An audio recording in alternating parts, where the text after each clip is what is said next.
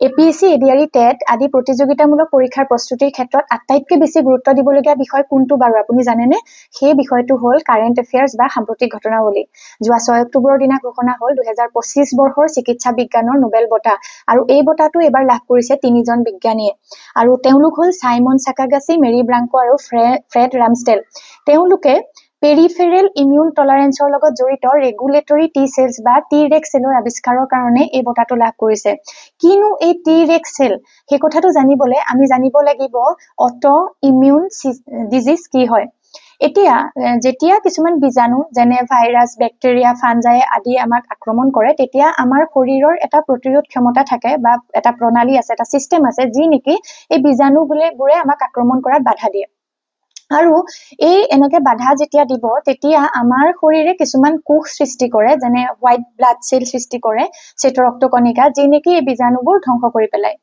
আৰু ইয়াতে এটা ইন্টাৰেষ্টিং কথা মই কৈ থৈ যাব খোজো, যেতিয়া এটা বিশেষ বীজাণুৱে আমাক আক্ৰমণ কৰে আৰু আমাৰ শৰীৰে তাক বাধা দিয়ে, প্ৰথমবাৰ যিমান বাধা দিব দ্বিতীয়বাৰ সেই একেটা বীজাণুৱে যেতিয়া আমাক আক্ৰমণ কৰে সেই বাধাটো তীব্ৰতৰ হয়। এতিয়া কথা হ'ল প্ৰত্যেক মানুহৰে এই যিটো ইমিউন সিস্টেম বা প্ৰতিৰোধ ক্ষমতাটো বেলেগ বেলেগ হয়। কিছুমানৰ সেই প্ৰতিৰোধ ক্ষমতাটো বহুত দুৰ্বল হয় আৰু তেনেকৈ যেতিয়া দুৰ্বল হয় তেতিয়া আমাৰ বিভিন্ন ধৰণৰ আমাৰ বেমাৰ হ'ব পাৰে। কিন্তু ইয়াতে এটা ইন্টাৰেষ্টিং কথা যে কিছুমান মানুহৰ এই প্ৰতিৰোধ ক্ষমতাটো বেছি হয়, বেছি সক্ৰিয় হৈ থাকে। যদি সক্ৰিয় হয় তেতিয়া কি হয়? এটা আমাৰ শৰীৰে এটা ডাঙৰ ভুল কৰে যে শৰীৰৰ কোষে নিজৰ কোষবিলাককে শত্ৰু জ্ঞান কৰি পেলাই সিহঁতক আক্ৰমণ কৰিবলৈ আৰম্ভ কৰে, যাৰ কাৰণে নেকি সৃষ্টি হয় বিভিন্ন বেমাৰ আৰু সেই বেমাৰবিলাককে কোৱা হয় অটো ইমিউন ডিজিজ। উদাহৰণস্বৰূপে কিছুমান মানুহৰ যে ছালত বগা স্পট পৰে, সেই স্পট পৰা সেই বেমাৰটো বা ডায়েবেটিছ টাইপ 1 বা থাইৰয়ডৰ প্ৰব্লেম, থাইৰয়ড কেতিয়াবা কমকে প্ৰডিউচ হয়, এইবিলাক বেমাৰ হ'ল অটো ইমিউন ডিজিজ।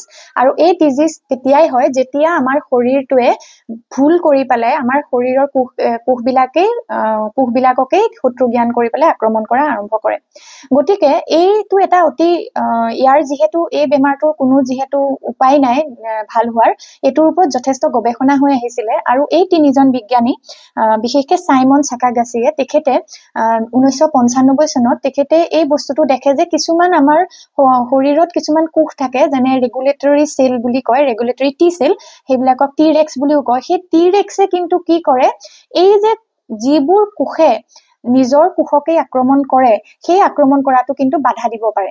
গতিকে দেখা গ'ল যে যদিও আমাৰ প্ৰতিৰোধ ক্ষমতাটো এনেকুৱা যে বেমাৰ হলে বীজাণু আহিলে বীজাণুক বাধা দিব বা শত্ৰু নাশ কৰাৰ সিস্টেম আছে আমাৰ প্ৰতিৰোধ ক্ষমতাৰ, আৰু যাৰ বেছি থাকে তাহাঁতৰ সেইবিলাকৰে যদিও অটোইমিউন ডিজিজ হ'বগে পাৰে, অটোইমিউন ডিজিজ, কিন্তু তথাপিতো চাইমন চাকাগাছিয়ে এটা বস্তু দেখিছিলে যে এনেকুৱা কোষো থাকে, ৰেগুলেটৰী চেল থাকে, টি চেল থাকে, যি নেকি আকৌ সেই কোষবোৰকো অটোইমিউন ডিজিজ হোৱাত বাধা দিয়ে।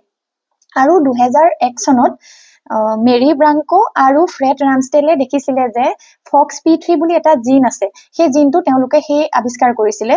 আৰু তাৰ ঠিক 2 বছৰৰ পাছত এই চাইমন চাকাগাছিয়ে দেখিছিলে যে এই যিটো জিন FOXP3 জিনে এই ৰেগুলেটৰী চেলটোৱে যে বাধা দিয়ে কোষক বাকী কোষবোৰক আক্ৰমণ কৰাত, সেই বাধা দিয়াটোৰ ক্ষেত্ৰত এই জিনটোৰ এটা বিশেষ ভূমিকা আছে বুলি তেওঁ আৱিষ্কাৰ কৰে।